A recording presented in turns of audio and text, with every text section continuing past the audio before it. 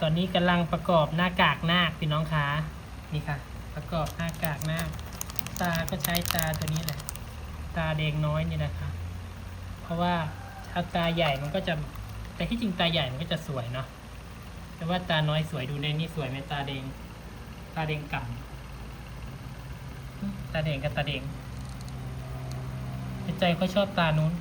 เอาตามใจเขาดีกว่าวะไปเอาตาใหม่พี่น้องขาเปลี่ยนตาใหม่ค่ะ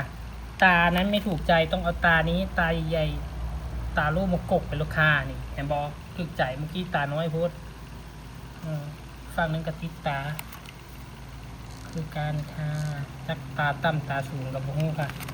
เพื่อที่ได้หน้ากากแล้วก็ต้องไปเฮ็ดช่อแบบนี้ไปเฮ็ดช่อนาคแล้วก็เอาไปประกอบใช้ช่อนาคเขาจะเริ่มว่าช่อนาคโดยสมบูรณ์แบบ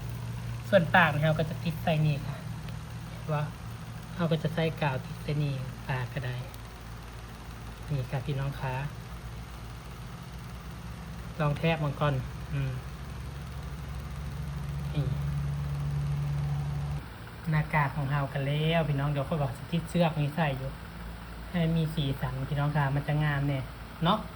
เอาพี่น้องเราจะมาเบิ่งน้ำกันพี่น้องไปแล้ว